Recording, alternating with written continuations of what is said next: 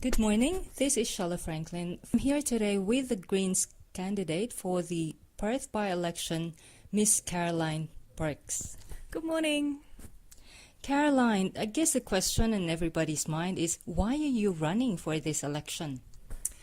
Thank you so much for the invitation to come and speak to you today, and that's a really great question. There are a number of reasons why I decided to run for the Greens for the upcoming Perth by-election.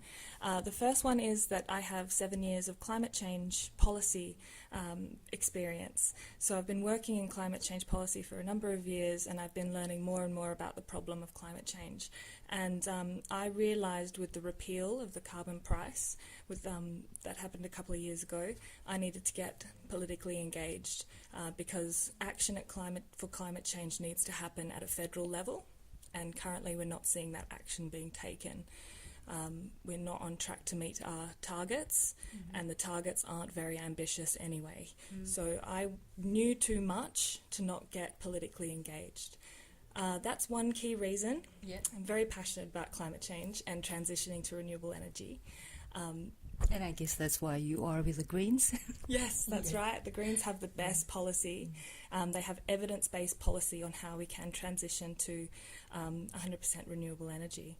So that's exciting, and there's so many opportunities to build an local economy and upskill people and train people and harness the beautiful renewable energy that we have in the state of WA and in Australia, and build an industry, a local industry we can all benefit from. So I think Greens have the best policy on climate change, which is why I'm running for them. The Greens also are very inclusive. So I'm a young professional woman, and I find that the Greens, when they're having their candidates and also their politicians, are a mix of men and women. They're also a mix of people with different cultural backgrounds, sometimes they don't necessarily speak English as their first language. Some of our candidates and politicians are living with disabilities, and one of our candidates running for Fremantle, Dorinda Cox, is actually an Aboriginal woman. So the Greens are very inclusive and supportive of multiculturalism, which is something that I really value, and I love that the Greens demonstrate that through their politics. It's within every policy that they have about equality and fairness across the board, and I'm really proud of that as a Greens candidate.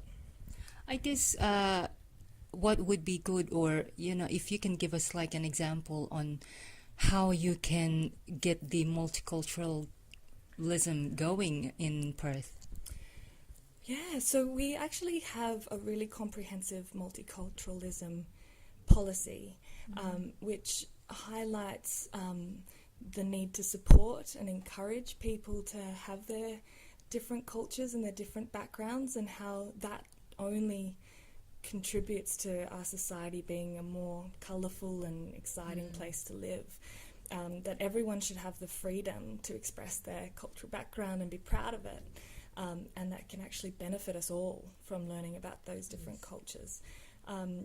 The Greens policy also talks about possibly capturing this in legislation through maybe a multiculturalism bill, which would set a framework at that high level for how we should be encouraging multiculturalism sort of broadly throughout society, which is what the Greens demonstrate, and we'd like to see that sort of captured at legislation and that framework sort of set up for people to see.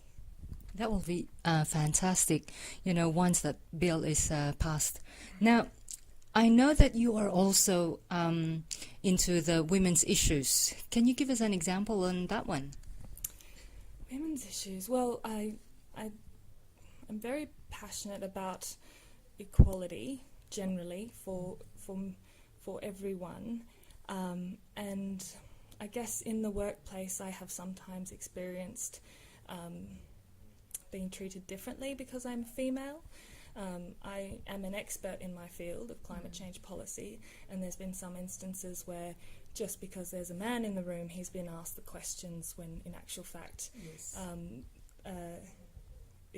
they're my questions to be answered.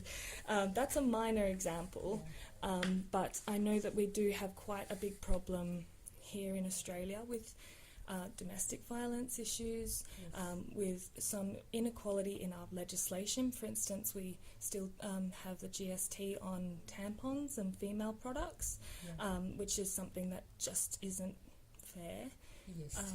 We've also seen recently at the federal level, we've seen with Senator Sarah Hanson-Young, she received some quite sexist remarks in Parliament, which is just not good enough.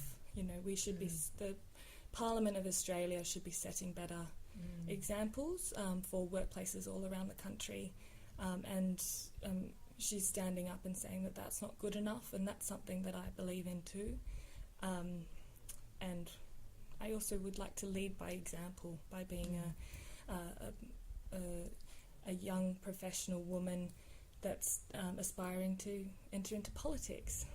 That's really good, and to show them, and like you said, be a model for everyone young, especially those maybe in high school right now, you know, for them to know that a woman can also be a leader at a young age, not just, you don't have to be old either, right? And what about the live export trade? Is there something there that you would like to say? I would, yes. So animal welfare is another quite big passion of mine. I am an animal lover and would like to see better protection and conservation of our biodiversity, but also of our companion animals and our farmed animals too. They need to be treated better. Live animal export is an example of cruelty for money making. And what I am proud of is the Greens' plan to transition away from that cruel industry. And the Greens' plan actually has had quite a lot of consultation, and the plan involves a transition that would hopefully not be a detriment to farmers or people they wouldn't necessarily see a loss of trade. It would just be transition to a trade where we would be chilling our meat in Australia and then sending it over to those countries. It would be a transition. We would need to invest in this to build this industry, but we can definitely demonstrate that there would be an economic benefit to that, and you would avoid all of that unnecessary cruelty to those poor animals. So I'm very proud of the Greens' plan, because it is a long-term strategic plan to build an industry in Australia which creates jobs, creates opportunities, and removes cruelty. Now, with all our listeners probably wondering how they can help, is there a way for them to help? Oh, that would be wonderful. Yes, we're very, very happy to accept all kinds of help. Yeah. So the Greens don't accept big corporate donations, so we rely on people power. And I'm finding that to be just the most amazing thing. If you would like to volunteer, we already have a number of volunteers on board, and they're doing a brilliant job, but we can always do with more volunteers. So I can give you some contact details if anyone would like to volunteer with us. The other really big thing would be to vote Green on the 28th of July in the Perth by-election. Which would be obviously such a big help to send a message to the two old parties that people want leaders and politicians that want the planet and the people looked after before corporate profits. Well, thank you very much for your time, Caroline, and we wish you all the best. Thank you so much for the opportunity. I really appreciate it.